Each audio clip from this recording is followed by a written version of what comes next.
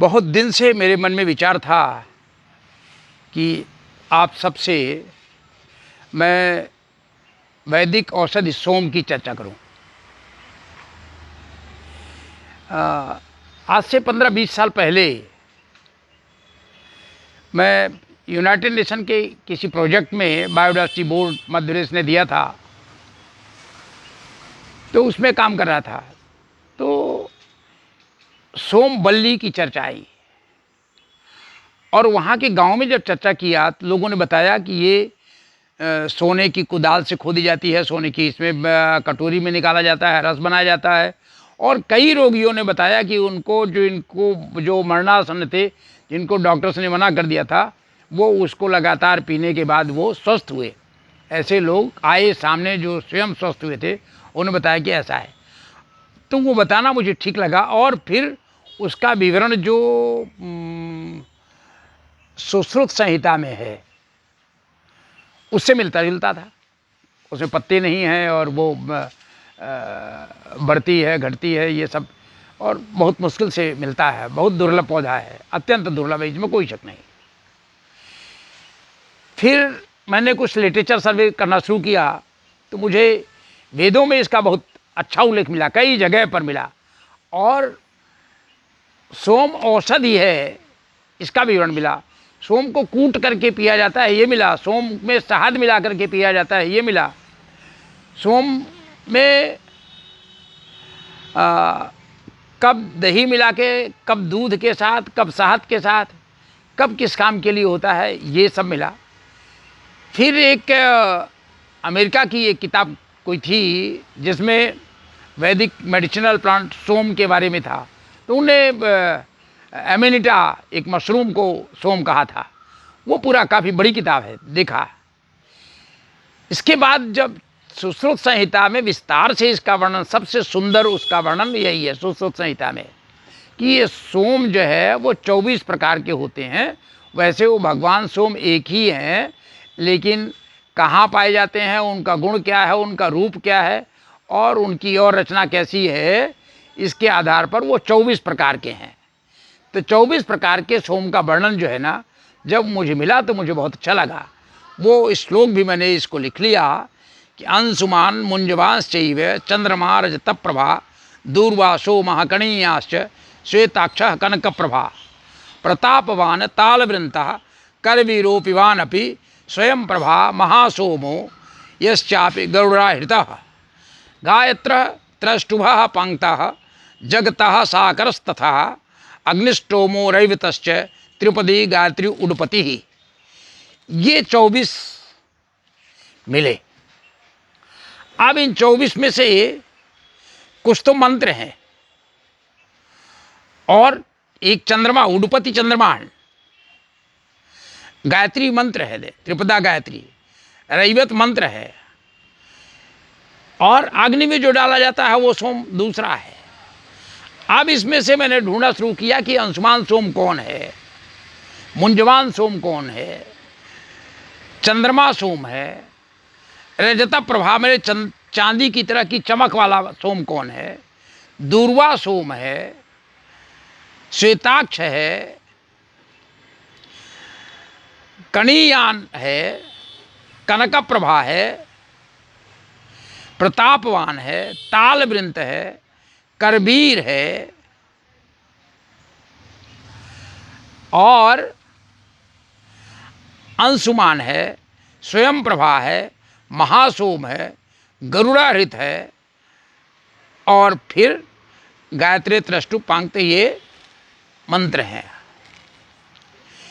इनको देखने पर बहुत सारे पौधे हमको ऐसे मिले, कुछ जिनके गुण इस तरह के हैं, सोम जैसे हैं, जिनको पुराने ग्रंथों में, जो संस्कृत के ग्रंथ हैं, जो हिंदी में बहुत पुराने वैद्यों के ग्रंथ हैं, कई 100 साल पुराने, 400, 600, 1000 साल और भी पुराने ग्रंथों में जो इनका वर्णन मिला हमें, उन सब को देखने पर मुझे पता चला कि ये पौधे हो सकते हैं सोम।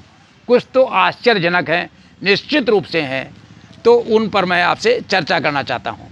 पहला है अंशुमान सोम। मेरे दृष्टिकोण से ये इफेड्रा है। मुंजवान सोम मुंजा है। मुंजा, भारत में मुंज का बहुत प्रयोग होता है और चंद्रमा की तरह के आकार का है। तो ये गोल स्पीशीज जो वाइट एगेरिकस होते हैं, जो एकदम गोल चंद्रमा की तरह होते हैं, वो हो सकते हैं। जो एडिबल मशरूम हैं, जो सबसे अधिक औषधि प्रभाव के हैं, ये रजत प्रभा के सोम हो सकते हैं। दूर्वा सोम श्वेत दूर्वा है, दूर्वा सोम हो। और जो पानी में ऐसी चमक हल्की सी एल्गी की होती है, उसमें मेरे दृष्टिकोण से स्पारुलिना, स्वच्छ जल में कण की तरह चमकने वाला स्पारुलिना है। और श्वेताक्ष जो आँख के आकार का छोटा सा गोल मशरूम होता है, वह श्वेताक्ष है। यह एमेनिटा की स्पीशीज हो सकती है। कनक प्रभा जो सोने की तरह चमकदार होता है, जिसका रंग रेड कलर का, उसमें ड्रोसेरा भी हो सकता है और गिनोडर्मा भी हो सकता है, और दोनों भी हो सकते हैं। और इसके बाद है प्रतापवान। प्रतापवान में सोमवल्ली है, अमृता है, गुरुचि है, ट्रिनोस्पोरा कार्डिफोलिया है। ये औषधियाँ हैं जो ज़्यादा प्रतापी हैं, इसलिए इनको प्रतापवान मैंने सोचा है।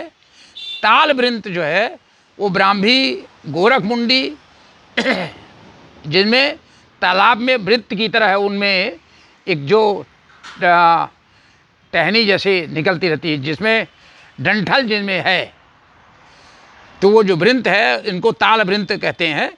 करबीर कनेर है या कर्णिकार जिसको कहते हैं, तो वो करबीर है। अंशुमान पाताल गरुली हो सकती है, सिलेस्टस पेनिकुलेटस, जलजमनी भी कहा जाता है। स्वयं प्रभा जो स्वयं चमकने वाली औषधियाँ हैं, जिनमें कुछ रेडियो एक्टिव एलिमेंट्स पाए जाने की संभावना है। इसमें अपामार्ग है, विष्णुकांता है, क्लेटोरिया टर्नेसिया है और एकारिंथस एस्पारा, इनके गुण हो सकते हैं इसमें। महासोम जो है वो सोमवल्ली है, सार्कोस्टेमा एविडिसिया, सार्कोस्टेमा ब्रेविस्टिग्मा। ये सबसे अधिक प्रभावी माना जाता है और बहुत दुर्लभ है।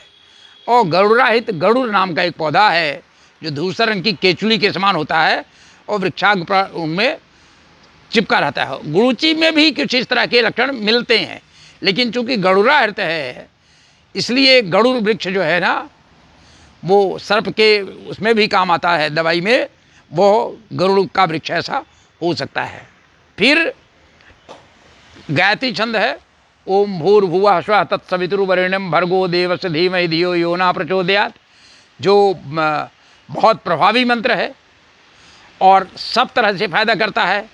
फिर इसमें त्रैष्टुप छंद के मंत्र हैं, वेद की ऋचाएँ हैं, पांक्त छंद हैं, जागत छंद है। ये सब के सब जो वेद मंत्र हैं, जिनकी ध्वनियाँ ही इस तरह की हैं कि बहुत अधिक प्रभावी होती हैं, इनकी तरंगों को समझने की ज़रूरत है। तो ये हैं। और 20वां है साकर, जो शक्कर की तरह मीठा होता है, जिसमें कुछ भी हो सकता है इसमें। अग्निष्टोम में जो हवन किया जाता है खास तौर से, वो है अश्वगंधा, विधानिया, सोमनीफेरा। अग्नि में हवन के लिया जाता है, इसलिए अग्निष्टोम है। रैवत में सोमराजी और बाकुची, ये दोनों एक ही पौधे का नाम है, सोरेलिया कार्डिफोलिया। इस तरह से ये रैवत सोम है। और फिर त्रिपदा गायत्री है।